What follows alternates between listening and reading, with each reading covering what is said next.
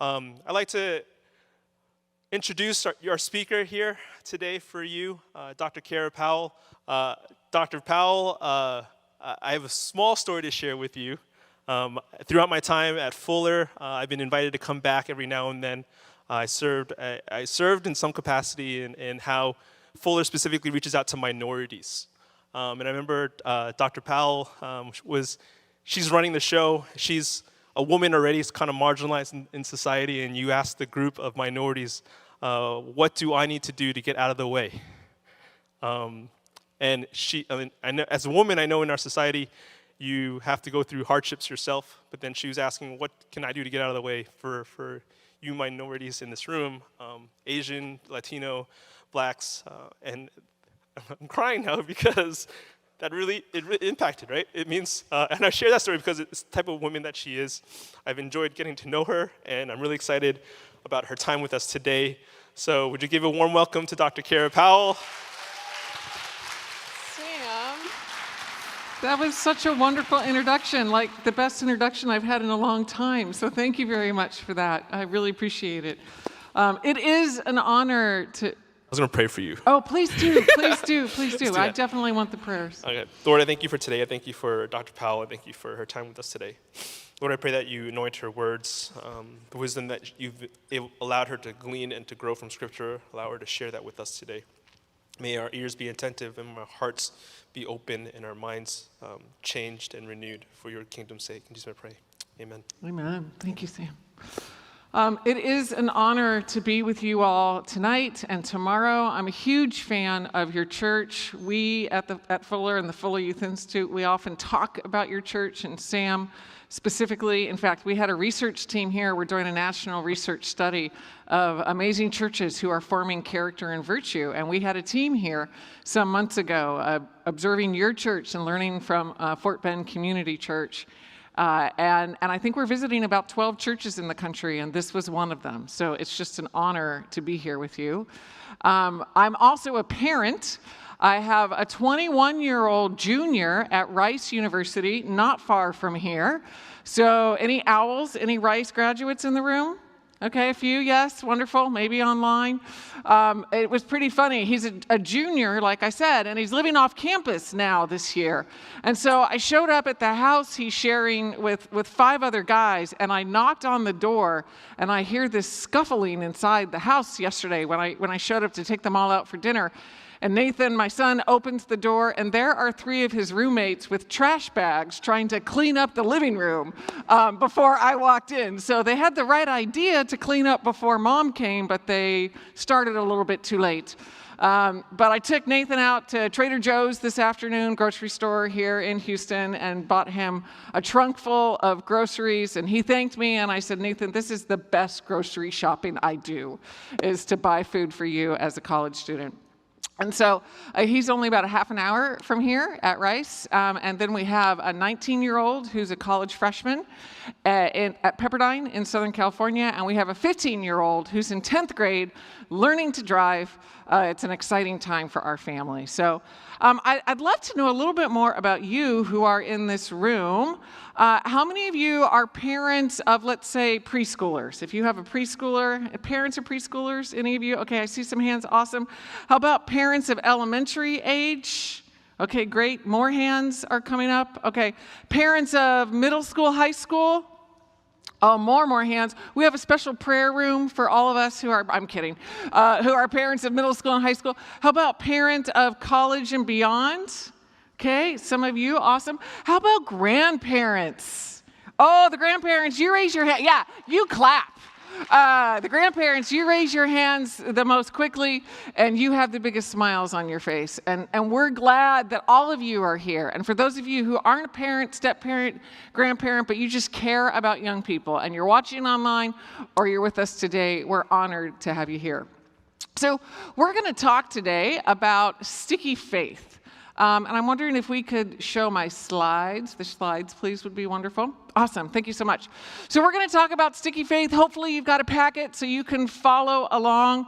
I shared a little bit about my kids, but this is a picture of me in the middle and my husband, Dave, on the far right. Nathan, this is about 4 years old, our Rice student, and then Jessica, our 10th grader, and Krista, our college freshman.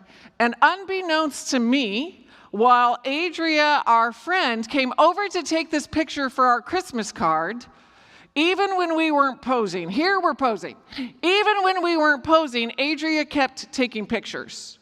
And so the next picture I'm going to show you, I feel like it captures the Powell family more in our natural habitats, okay?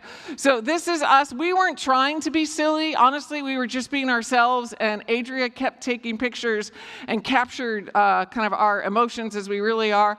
I want you, if you would, please, look in the upper right-hand corner of my husband, Dave, in this picture when we're silly, and then look at this picture. His affect doesn't change. He's an engineer, and he stays very, very stable while the rest of us go up and down. Dave is the stability. So I don't know what your family life is like. I actually wish, in hindsight, that on our Christmas card we had put both pictures, because that's actually what our family life is like. And when we look at what's happening with young people around the country, I'm not familiar with data in Britain, but I can imagine a little bit about what it's like in Britain. I want to think with you about the reality of what's happening with young people's faith development. We have a senior trustee at Fuller, beloved Max Dupree, who passed away a few years ago, and he says this: the first job of leaders is to define reality. The first job of leaders is to define reality. And I know the leadership at this church wants us all, and the churches who are watching online, wants us all to understand the reality of what's happening with young people today. The best research, if you look at a compilation of studies, the best research indicates that about 1 in 2 youth group graduates from great churches, like Fort Bend Community Church, from great churches that are watching from Pennsylvania and from London and from the Bay Area in California, the best research indicates that about 1 in 2 young people from great families like yours and great churches like this one, about 1 in 2 young people drift from the faith community after they graduate from high school. So I want you to think about the young people who are most in your mind and heart. And I want you to imagine half of them drifting from faith in the faith community after they graduate from high school. Now, as a mom and a leader and a follower of Jesus, I'm not satisfied with that. Are you? Okay, let's try that again. Because that was a pretty unenthusiastic no. Let's try that again. When I think about 1 in 2 young people drifting, as a mom and a leader and a follower of Jesus, I'm not satisfied with that. Are you? So much better. And I know you online were also saying no, internally or externally also. We're not satisfied with that. Now you might say, well, those who drifted, they always intended to drift, right? Their faith wasn't very rooted. Their faith wasn't very grounded. That's not true. About 4 out of 5 who drifted intended to cross well.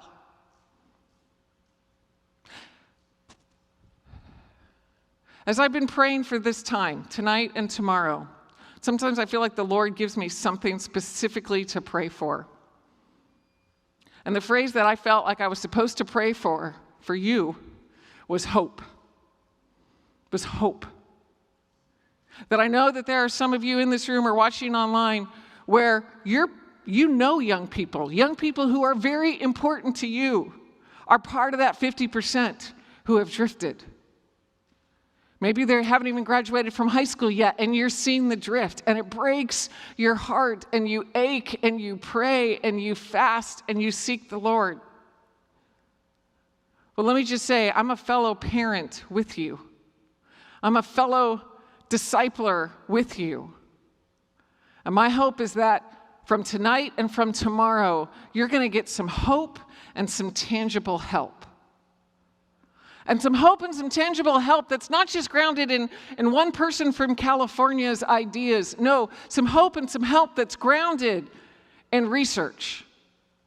Because the research that really undergirds sticky faith that we're going to talk about tonight, how do you help young people have a faith that lasts given so many are drifting? It's grounded in a study funded by the Lilly Endowment where we followed over 500 youth group graduates through their first 3 years in college. I used to say 500 youth group graduates through their junior year in college, but for today's college student, first 3 years and junior year, not always the same thing. So for their first 3 years in college. And I love what we heard in the video from the mom in the video, where she said it's never too late to start putting into practice these habits that can build long-term faith. I completely believe that. Every week we hear from parents and step-parents and caregivers and grandparents who are putting these practices into habit, putting these practices into place with college students and young adults, and they're seeing God do new things. If I can be transparent for a moment, there's something I'm going to share tonight that I'm going to use in conversation with my own college son tomorrow. That's how real and personal this is for me. So it's never too late. It's never too late to walk alongside our kids and help them understand how much Jesus loves them. And similarly, it's never too early. I love that there are parents of preschoolers and elementary age kids here.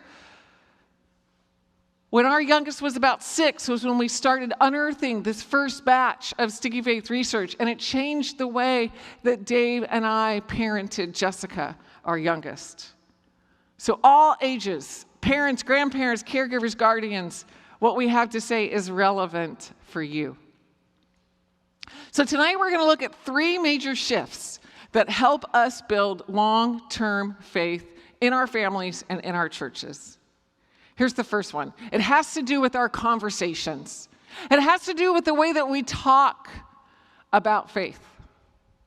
We talk about life in general. I love how that was such a highlight in the video we saw, that this family would talk about different aspects of life and faith along the way. Now, I know it can be intimidating because sometimes young people ask tough questions about God that we don't know how to answer. There was a middle schooler, I believe he was about 13 years old, named Steve, and he went to his senior pastor. And middle schoolers often have a lot of great questions, and Steve went to his senior pastor with this question. He said, "Pastor, if I raise my pinky finger, does God know what finger I'm going to raise before I raise it?" And the pastor said, "Yes, Steve, God knows what finger you're going to raise before you raise it." And then Steve was very bothered by starving children in Africa, so he pulled out a magazine, a Time magazine that had a picture of starving children in Africa on the cover, and he said, "Well then, Pastor, does God know what's happening with these starving children in Africa?" And the pastor said, "Yes, Steve, God knows what's happening with these starving children in Africa, and we just need to trust God." That answer didn't satisfy Steve. The pastor was well-intentioned, to be sure, but Steve walked out of that church that day as a middle schooler, and he never again went back to a Christian church for worship. Now, the Steve that I'm talking about is actually a Steve that I'm guessing most of us have heard about. It's Steve Jobs. In the biography by Isaacson, it's about a 500-page biography. I read it when I switched over to Mac from PC. Macs are better, let me just say. When I switched over to Mac, I read this biography, and I was stunned at one of the early chapters when the biographer, Isaacson, tells this story of young Steve. You see, Steve hit the ball over the net to his pastor, and the pastor just didn't quite know how to hit it back. And apparently neither did Steve's parents. Now, Steve has revolutionized so much here in the United States and in our world through his technological entrepreneurial savvy. But just imagine if that same vision, that same creativity had not just been channeled into amazing technology, but had been channeled into justice, had been channeled into service, had been channeled into kingdom causes. I think our world could look a little different. And for the churches who are part of this training today, I think there could be a Steve in your church. There could be a Steve in your family who's going to come to you with a question, and it's going to be a big and it's going to be a hard question. Just in the midst of what's happening in our world with Ukraine, maybe your child, your grandchild has already asked, why is Russia invading Ukraine? Why would God allow those deaths? Why would God allow the refugees that are leaving Ukraine in miserable situations? Why would God allow that? Maybe that's come up in your dinner table or your car even in the last 2 days. The good news is, you don't have to have all the answers. But I do want to give you some tools to equip you to know how to respond when kids ask you tough questions. Here's good news from our research. As we studied these 500 youth group graduates, 70% of them had significant doubts about the faith, and that's 70% of them who admitted to having significant doubts about the faith. Now, that might cause you concern, but it doesn't need to, because here's what our research also showed, that when young people had the opportunity to express and explore their doubts, that was actually correlated with greater faith maturity. Put more simply, it's not doubt that is toxic to faith, it's silence. It's not doubt that hinders our faith, it's silence. And again, you who are parents or teachers or mentors of younger children, so many of the high school students that we studied said about in third grade Sunday school, they asked their Sunday school teacher, hey, why would God allow fill in the blank? Whether it was something related to a world event like the invasion of Ukraine, or whether it was something related to their own life, perhaps a struggle their parents were having, unemployment, whatever it might be. And that third grader asked, why would God allow? And the Sunday school teacher didn't really let that question be asked and responded with something like, we don't ask questions like that about God here. And what that third grader internalized is not only church can't handle their biggest questions, but God can't handle their biggest questions. The good news is, it's not doubt that is toxic to faith, it's silence. And here's more good news.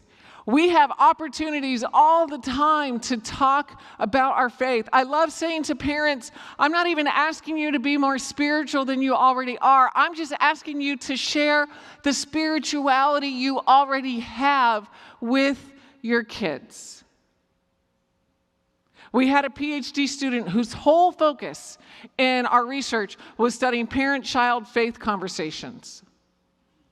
And I don't know about you, but especially when my kids were younger, I'd pick them up from Sunday school, we'd get in the minivan, drive home, and I would usually ask my kids, well, what did you learn at church today? So my kids got a little older, what did you talk about at youth group today? And depending on my kid's mood, personality, I might get a real answer. I might get a shorter answer. I might get a not much, Mom kind of answer. Here's the mistake I was making that I didn't understand until our research. I was asking my kids questions about what they had learned, and I wasn't sharing what I had learned. I was interviewing my kids about their faith development instead of sharing about my own. I was asking them, what did you learn about in youth group? But I didn't share, or what did you learn about in children's Sunday school? I didn't share what I was learning about as a youth group volunteer. My husband wasn't sharing what he was learning about from our overall intergenerational worship service. Because of our research, we changed that.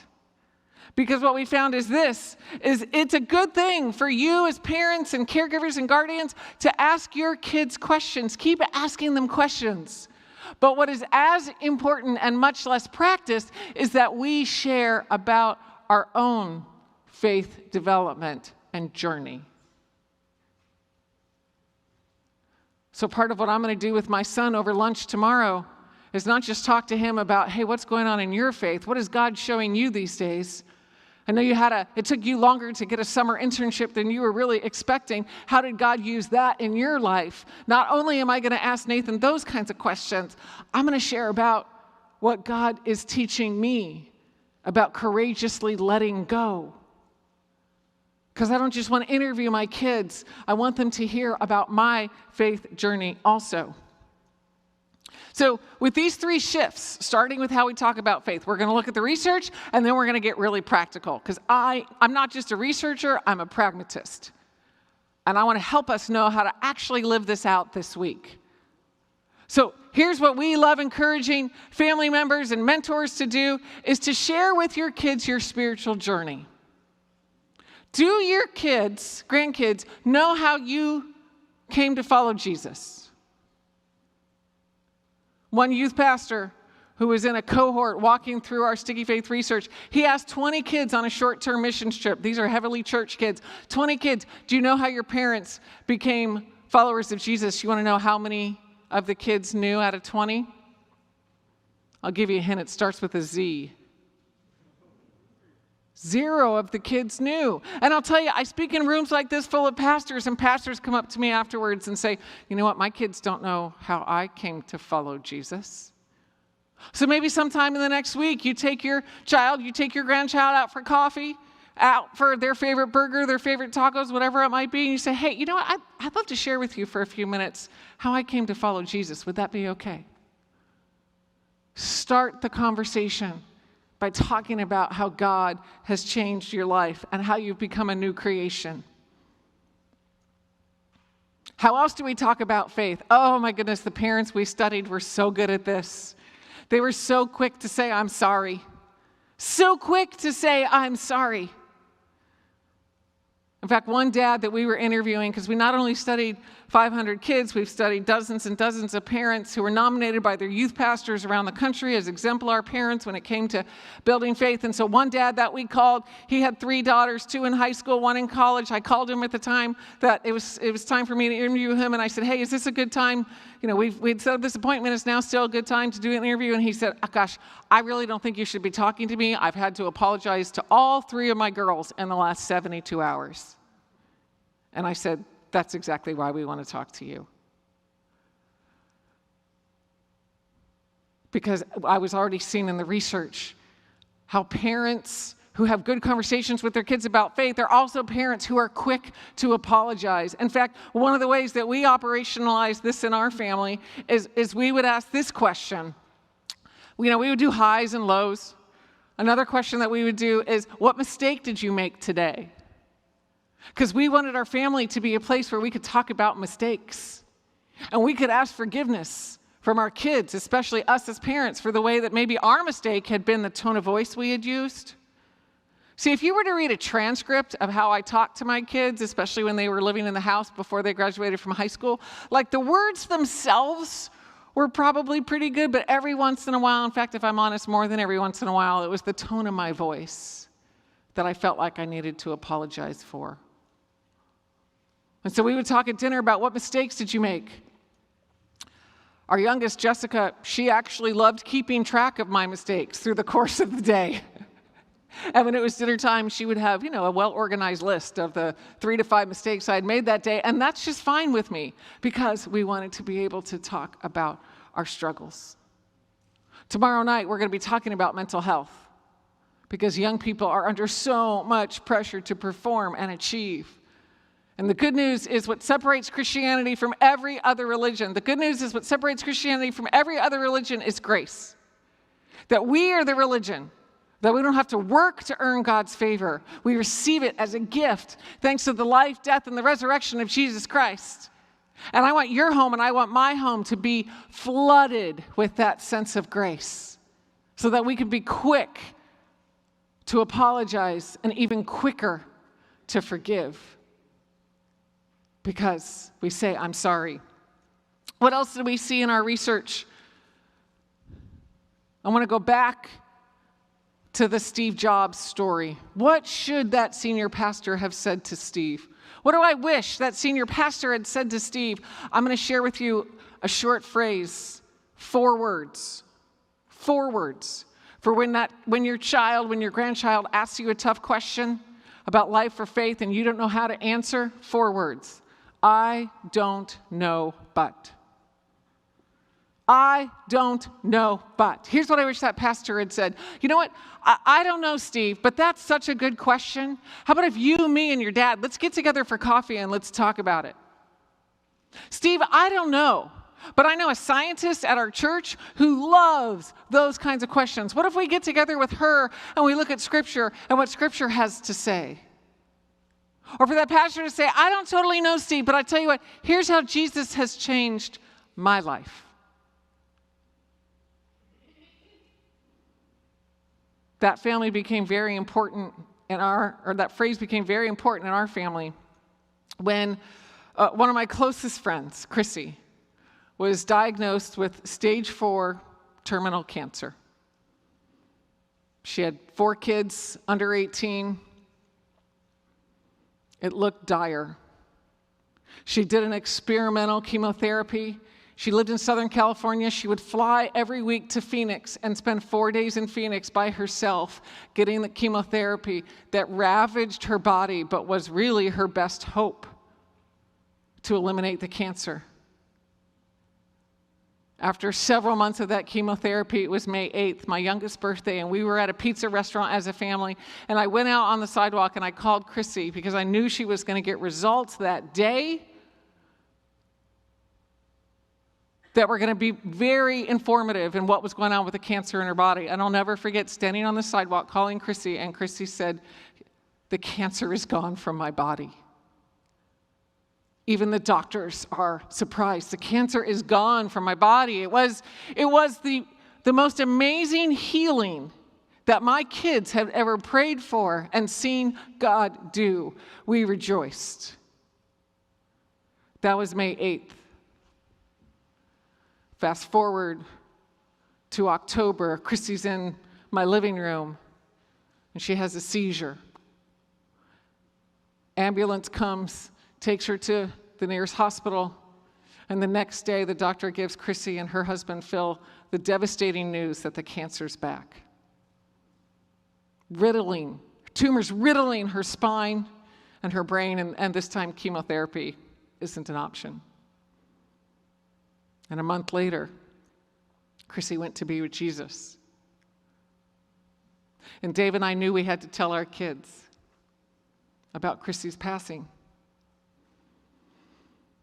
So we waited until all 5 of us were home that night, and we sat in our living room, and we said, we've been praying for Chrissy's healing. We know God healed her 6 months ago, and yet today she went to be with Jesus. And our middle child, Krista, has given permission to me to share this story. She ran out of our living room and ran into her bedroom. And Dave and I kind of looked at each other, and I nodded like, I'll go follow Krista, and Dave stayed with the other 2. And Krista her room has a twin bed and a dresser and just a little tiny space of carpet. And Krista was marching in circles in that little tiny space, pounding the ground with her feet. And I walked in and I sat on the edge of her twin bed, and I said, Krista, how you doing? She was pounding her feet in a circle, and she said, I'm just so mad. I'm so mad at God. And then she said something so insightful. She said, why would God heal Chrissy and then let her die of cancer? A person wouldn't even do that. Why would God do that? I have a PhD in practical theology. I've gone to 26 grades of school. And how old would she have been? About 11-year-old. My 11-year-old stumped me at that moment. And I sat on the twin bed and I prayed. And eventually Krista calmed. I prayed internally, and eventually Krista calmed down and sat next to me, and I put my arm around her and I used this phrase. I said, Krista, I don't totally know why God would heal Chrissy in May and then let her die in November. I don't totally know. But here's what I do know about God. And that phrase, Krista, I don't know, but here's what I have found to be true about God was so important as we walked through their grief over Chrissy's death. And just recently, Krista's had a series of health issues that have been beyond her control and challenging. And I'm using this phrase again now that she's 19. Krista, I don't totally know why God's allowing this. But I do know Romans 5, 3, and 4, suffering leads to perseverance, perseverance, character, and character, hope. So I offer you that phrase, I don't know, but. Keep it in your hip pocket. Keep it handy to use when a young person asks you a tough question. Last sticky idea, again, getting really practical. Sometimes we need to talk to young people about something we're seeing in their life. We see a way that they're straying, maybe from Jesus, maybe from the narrow path, and we want to talk with them about it. Here's what I have found really helps with those conversations. If I want to bring up something with one of my kids especially, and Dave or I will share the concern that we have. And then we start by asking, what do you disagree with in what I'm saying? And we let our kids critique us. What are we not understanding? Tell us, guys, what are we missing here? And I'll tell you, if we let them critique us first and then say, okay, what do you agree with in what I'm saying? They are far more likely to verbalize what we've said that is true and that they want to think about. So I offer those two questions for you as you want to have hard conversations with your kids. So we started with the first shift, looking at how we talk. Now let's talk about how we spend our time. How we spend our time with young people, the day-to-day decisions that we make. There's quite a debate here in the U.S. What's more important when it comes to young people? Is it quantity time or is it quality time? Here's what I want to offer you, thanks to my friends Carrie Newhoff and Reggie Joyner. It's the quantity of quality time. It's the quantity of quality time. We want as much quality time as we can get. And often, the way that we have meaningful quality time with our young people is we lean into their sparks. We lean into their that's a term from the Search Institute, a research center. We lean into their passions, their abilities, their interests. We lean into what they love. And if you have kids who are in high school, maybe you've seen this, that in the early years, they'll lean into what you love. But then as they get older, they're not necessarily interested in what you love. You and I need to lean into what they love. So if your kid is into art, if your kid is into drama, if your kid is into sports, if your kid is into dinosaurs, if your kid is into Matchbox cars, if your kid is into video games, how do you lean into that and have quality time with what they like? Now, I need to warn you, a really interesting part of the data is we need to beware of showing favoritism. Because my hunch is that some of our kids' sparks are easier for us to lean into. So I like sports. I love football. Sam knows this. We talk about the Chargers by email because my two favorite teams, who grew up in San Diego and now live in Los Angeles, so my two favorite teams in the NFL are the Chargers. Apparently no other Charger fans in the room, but that's okay. Let's see if the second team has any more fans. The Chargers and whoever's playing the Raiders. So those are my two favorite teams that I root for. And I'll tell you, with our oldest, our son, he loves football. In fact, we talked about it today when we went out to an early dinner. He loves football. And so, man, my idea of a great Sunday, go to church, come home and take a nap, record a game or two, watch a game in about an hour, sitting on the couch next to my son. Awesome. I've tried to get my daughters into football, and they are not into football. Our youngest is into art. I am not into arts and crafts. Not at all. My husband came into our marriage with 2 glue guns. I owned 0 glue guns in our marriage. But because of this research, it was easy for me to hang out with my son. What data shows is that if kids perceive favoritism, and if kids perceive it, it's not if we think it's happening. It's if kids perceive favoritism, if they perceive that we are preferring one kid over them, then they're more likely to distance themselves from us and what's important to us, including our faith. And so I've tried to do art with Jessica. And I'll say to her, especially when she was younger in elementary and middle school, I'd say, hey, Jay, let's go on a walk together. No, Mom, it's okay. Hey, Jay, let's play a game together. No, Mom, it's okay.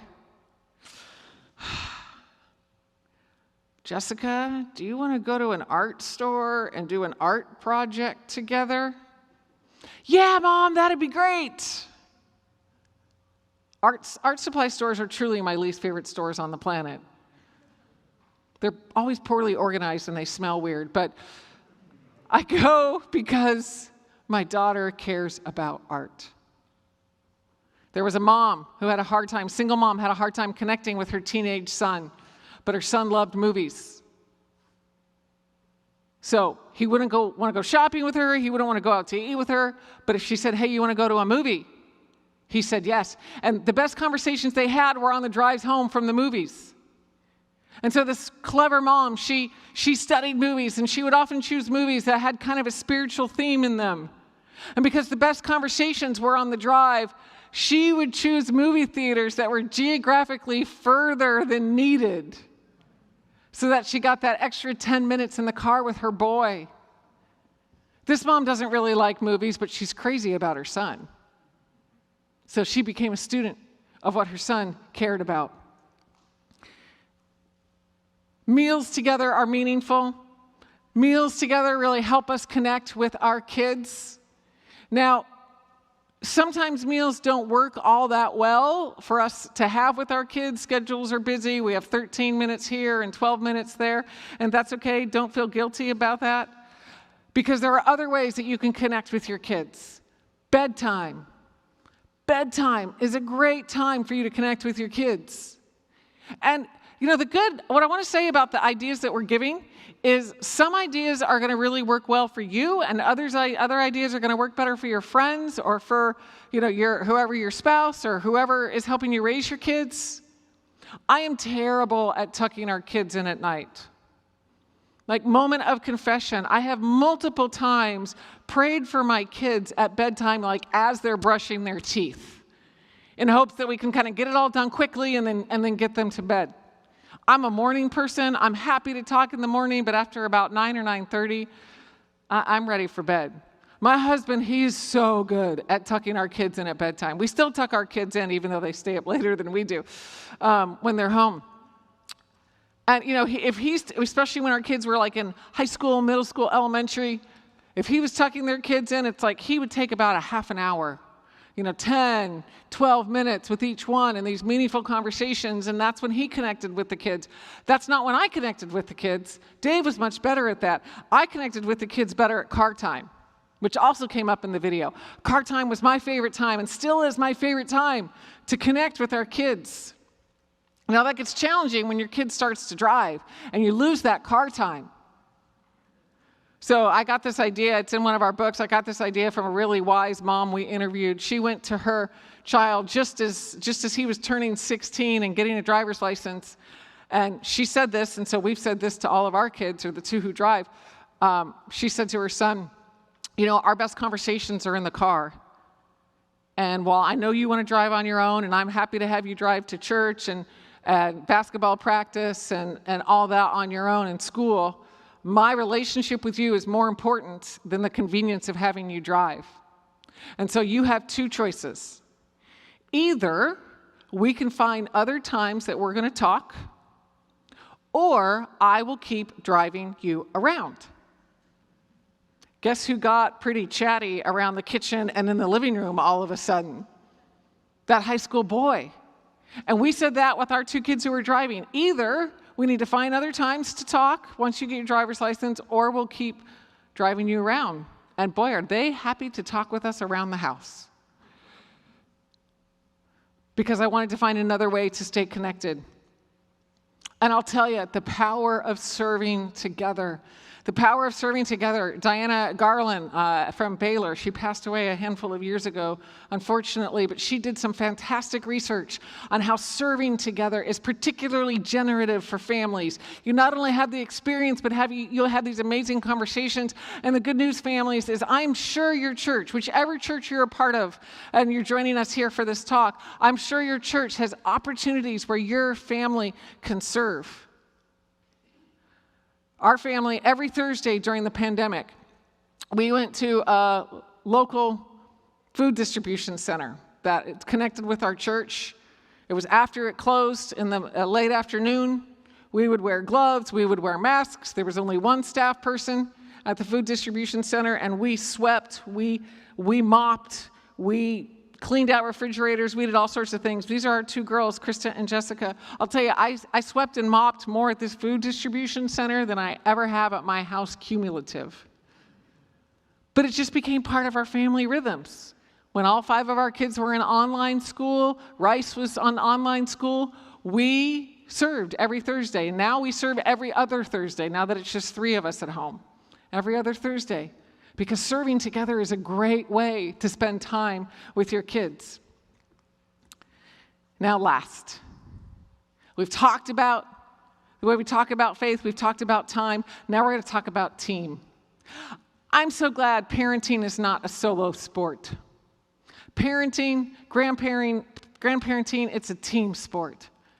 And one of the most important research findings in our Sticky Faith study is we looked at a number of variables that a church tends to do in the context of youth ministry. And you'll be glad to know that being involved in service is correlated with mature faith in high school and college. And you'll be glad to know that studying Scripture is correlated with mature faith in high school and college. But of the 13 variables that we looked at, the one that was most correlated with mature faith in high school and college was intergenerational relationships and worship. And I know here at Fort Bend Community Church, that is part of your DNA. You want to be an intergenerational community. And I'm sure the other churches who are joining us for this talk, you want to be an intergenerational community. You don't want to keep young people separated from adults all the time. Now, sometimes young people absolutely need to be on their own talking about life stage issues. But especially in U.S. youth ministry, as we've professionalized U.S. youth ministry, we've swung too far to keeping young people separate. And so when they graduate, they don't know the church, they only know youth group. So no wonder they don't get reconnected with the church, because they don't know church, they only know their youth ministry. And here's the other thing, in so many of our studies, when we've started out to study how it is that churches change young people, we always find that young people change churches. So we want intergenerational relationships, not just for the good and the long-term faith of young people, but for my good and for your good too, to have the kind of vibrant faith that keeps us stretching and growing in Jesus. So my friend Chap Clark, he's given all of us a tangible way to live this out. He talks about the 5-to-1 ratio.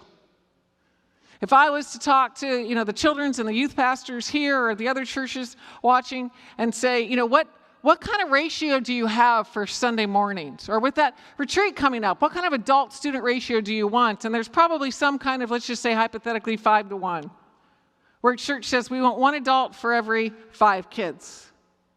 Well, what we say out of our research is, what if we reverse that and have not 1 adult around 5 kids, but 5 adults around each kid? 5 adults who are on each kid's team. 5 adults who are praying for those kids. 5 adults who are showing up at soccer games and Boy Scout events. 5 adults who are that safety net for your kid. The TV show Parenthood depicted what this might look like in a powerful way. And so I'm going to show you about a 3-minute clip. What you need to know is Victor, the young boy, he's getting ready to be adopted into the Braverman family. Kind of family, that kind of intergenerational team for all kids in the U.S. and all kids in the world. And I know that's what this church wants for you also. And so, How do we take that 5-to-1 and make it really tangible? Well, through intergenerational mentoring.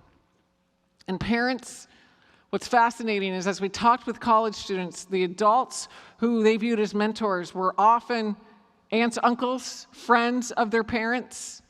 That mom, that other woman that their mom has coffee with once a month, she's the one who texts them and says, how can I be praying for you? That man that their stepdad goes walking with every other Wednesday, he's the one who reached out to them with scripture verses. So I want you to think about who are the adults that your kids are already close to, already drawn to, and how do you turn the dial a little bit on a more meaningful relationship? For those of you who are looking for babysitters for your kids, this is good news for you. Ask your kids, hey, who are some adults that you'd like to get to know better? And if any of them are babysitters, then fabulous. You've solved your babysitting problem and you've created more of a 5-to-1 ratio for your kid. Dave and I, with our kids, we really wanted to cement for our kids this intergenerational team that was around them, especially when they became teenagers at age 13. So we came up with this idea, and we've done it with all 3 of our kids. I'll just walk you through it with Nathan, just so it's more simple. But we asked Nathan, hey, bud, you've heard us talk about the team. You've heard us talk about 5-to-1. As you're getting ready to turn 13, who are the 5 adults, especially the 5 men you'd like to get to know better? He named the 5 men we thought he would. We went to each of those 5 men and we said, hey, will you spend a little bit of time with Nathan before he turns 13? Will you do something with him? We don't care if you take him on a hike or take him to Costco. It doesn't matter. Spend some time with him, and along the way, will you share some life advice and some spiritual advice? All 15 of the men said, all 5 of the men said yes. And one of them took Nathan golfing, which is a good thing because Dave and I don't golf. And what I love about this picture, if you look in the upper left-hand corner, you can see a bit of a thumb, because that's Roger's thumb. Roger's 72 years old. And that was one of the 5 men that Nathan wanted to get to know better. So in the midst of Nathan spending time with these 5 men, and again, we did the exact same thing with our 2 girls also. I'm just trying to make it more simple. In the midst of Nathan spending time with these 5 men, we got the advice that the men had given Nathan, and we had them write it down. And so my husband wanted to do something meaningful and create a team box as a way that he could kind of celebrate turning an adolescent. And so with each of our kids, he created this lovely box. Remember, he's the one into arts and crafts and wood and sanding and sawing and all that kind of stuff.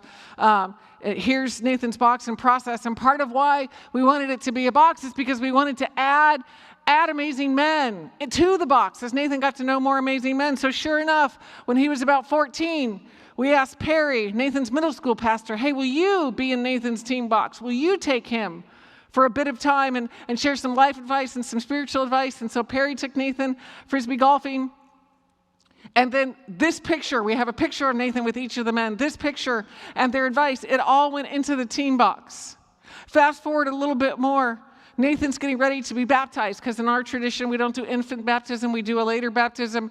And as we're talking about what the baptism might be like, Dave and I said to Nathan, well, bud, it would be great if in addition to the pastor being in the pool with you, you also chose a mentor to be in the pool with you too. And Nathan looked to the side and he said, I just don't know which of the 5 I'm going to choose. Can I tell you what that meant to me as a mom?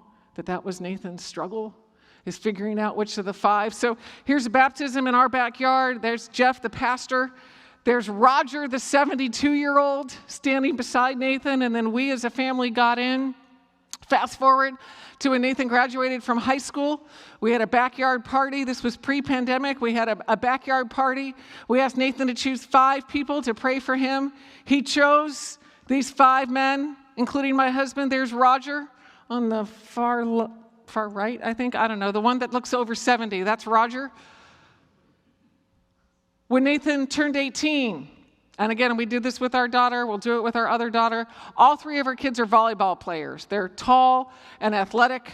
but they aren't aggressive. And volleyball's perfect because you don't touch the other team in volleyball. So it's been a great sport for our kids. You get in trouble if you touch the other team in volleyball. So it's been awesome for our kids. And so we got a volleyball, a white volleyball, and we drove it all around Southern California. And we had the adults who were important in Nathan's life sign this volleyball.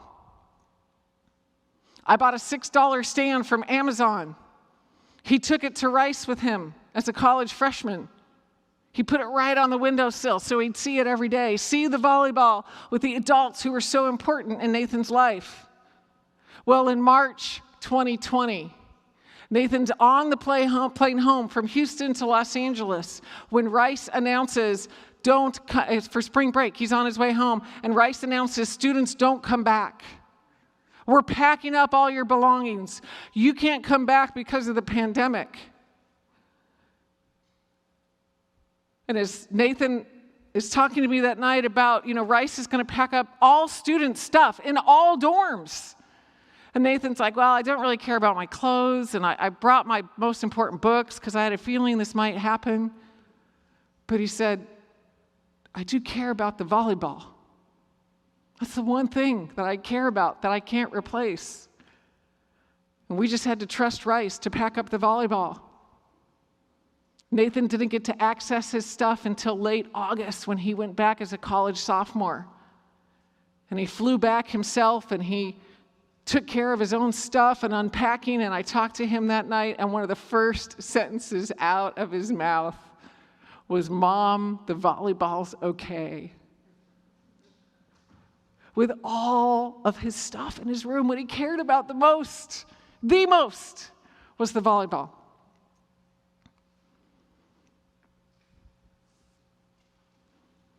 You might want to create an intergenerational group. We did this for a while. That's how Nathan got to know Roger and his wife Lily, was because there was an intergenerational group with a few families in our life stage, and then with Roger and Lily. Folks, I don't know what you're experiencing right now with the young people who are closest to you, but I'll tell you, I don't often feel so compelled to pray for hope like I felt for today and for tomorrow. And so to help you get the really practical resources you need, I'm going to go to a different part in the slides. And we're going to take about 5 minutes for Q&A. Is that right, Sam? I want to give you a way to keep getting resources. So if you text the word faith to 66866, now, I know that's a lot of sixes in a row. That's a little scary for us as Jesus followers. But don't worry, there's an 8 right in the middle, so you're good, you're clear, okay? So text the word faith, and we've worked it out that you get a free copy of one of our books. My favorite book for parents, The Sticky Faith Guide for Your Family. And then you're also going to start getting more free resources from us. Because I can't condense all the years of research into everything I want to tell you in an hour, but I tried to hit the 3 big shifts. Tomorrow morning, I get to be with your leadership and talk some about church issues specifically and how your church can keep growing young. Tomorrow night, we're going to talk about mental health. And I'm going to share with you a 5-step process that I recommend for every parent and every mentor when you're concerned about the stress and anxiety of your kids. And then we're also going to look at 3 big questions that we think are so important for every young person to understand, for you to understand about every young person, and how to point them to Jesus' answers. But first, let's take a few minutes, Sam, if we have time. Thanks, Dr. Powell, so much. I have David and Charlie over here on the side. If there's a question that you really want to ask right now, we only have 5 minutes for Q&A. So if you have anything that you want to ask right now, just raise your hand, and then Charlie and David will come over to you and let you speak into the mic so everyone can hear what you have to ask. Don't be shy. We only have 5 minutes. I know in our Chinese culture, we just like to wait a little bit, but let's just kind of go for it.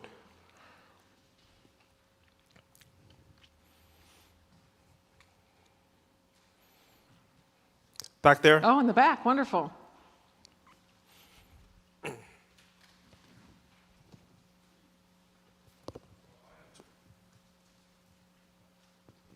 Test. Assume that there are many families like me that are new immigrant. We do not have big family here in the States, and it's hard to have a big church family. It doesn't need a lot of time to build trust. What is your suggestion? Yeah, great question. I'm so glad you mentioned that.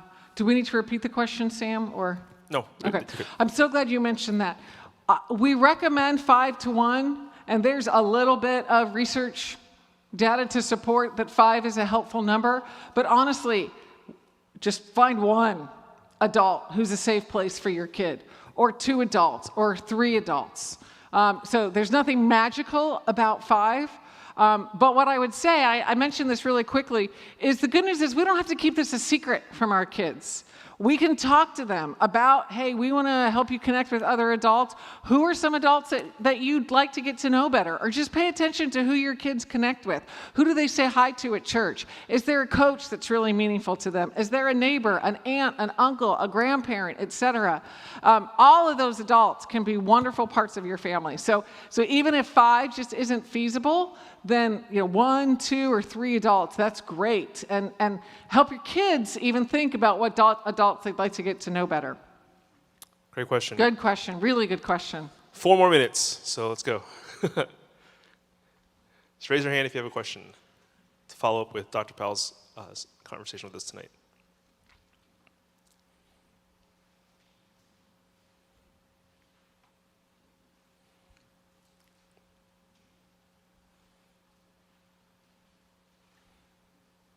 We have one over here.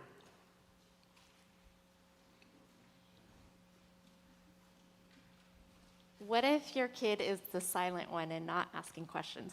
What if your kid is the silent one and not asking questions? That's such a good point. Approximately a third of the U.S. are introverts. What age is your child, or who you're thinking about? High school or sophomore? High school or sophomore, okay. When do you tend to have the best conversations with him or her? If you take her out to do something fun. I think you've just answered your own question in a wonderful way.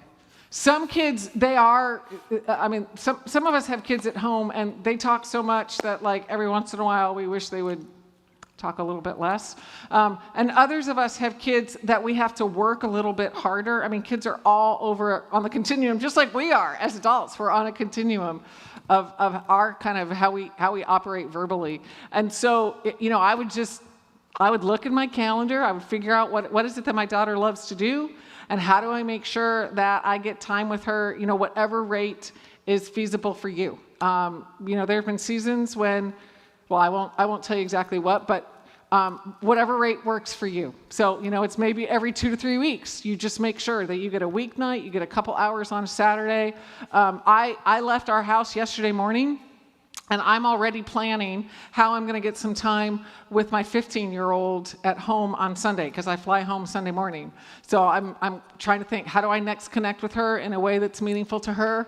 Luckily, she's moved beyond art. And so we like to go out to smoothies together. We like to play games together, and I'm excited to do that. So I think figuring out how you can calendar that time, that seems to be when she best opens up. So great question. Y'all are asking fantastic questions. Really good. And again, if you're on Zoom right now or YouTube, feel free to just type in your question in the chat, and then Pastor Ryan will kind of see them, and then we can share them here as well. So for those of you who are on the World Wide Web, just feel free to ask questions that way. We got 2 more minutes before we're going to call it a night. Right there, in the middle.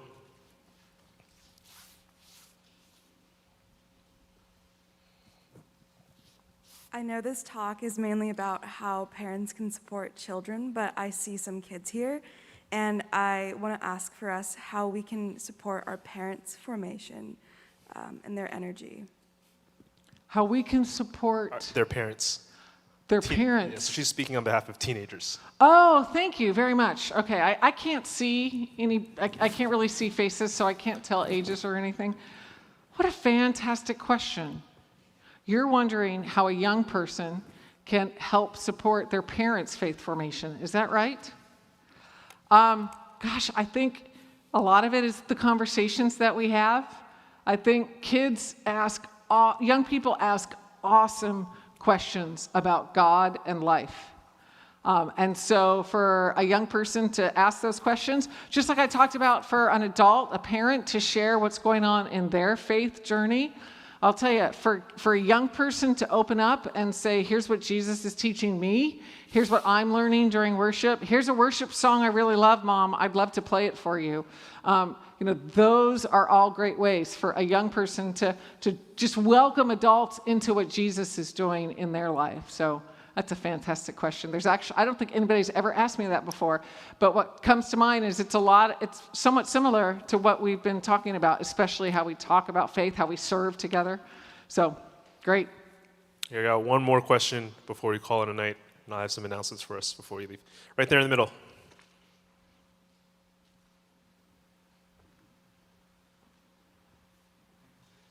Is it on? Thanks for sharing so much about your knowledge and experience. And I was just wondering, even if we do everything right, can we expect that our kids won't be rebellious? Or is that just part of the growing up, the nature? Just want to see what your experience was on that. Yeah, such a good question. There are no guarantees in parenting. And I'm guessing there are people in this room or people that we know who did everything, quote, right, and yet their kids strayed from Jesus, rebelled, to use your words.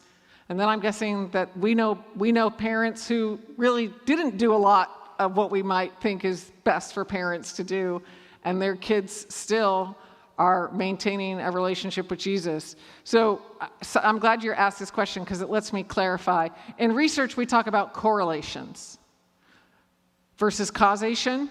So causation is if you do A, B, and C, you will get X, Y, and Z. That's not what this research is. In fact, that's not what a lot of research on humans is. The majority of research on humans is more correlation research. The more we tend to do A, B, and C, the more we tend to see X, Y, and Z. So I wish I could make a guarantee to myself and to you that if we do A, B, and C, our kids will automatically love Jesus. I can't. And here's the other thing that God continues to teach me, this is stretching, is that my kids' faith journey is going to be different than my own. And that's hard because I want my kids to experience Jesus. I want my kids to worship. I want my kids to study scripture just like I learned to, just like I do right now. But the reality is young people today are in a different world. And I grew up 30 years ago in high school, and so more than 30 actually. And so sometimes kids are. Let me get more personal. Sometimes when I look at my kids and I think, oh, I wish that was different about their faith. At least half the time, it's because their faith is different than mine, and they're exploring faith in their own unique way. More than it is, they're actually rebelling. So I have to keep saying to myself and to the Lord, help me see my kids as you see them. Help me understand that they're not a kid of U.S. Youth Ministry in the 80s like I was, and they're learning to serve Jesus. They're learning to seek justice. They're learning to be involved in Christian community in ways that are a little different than I did, and in a schedule and in rhythms that are a little different. So that's something that I'm continuing to learn as a parent. So. Thank you, Dr. Powell. Appreciate it. Give her a round of applause. Thank you. Thank you so much.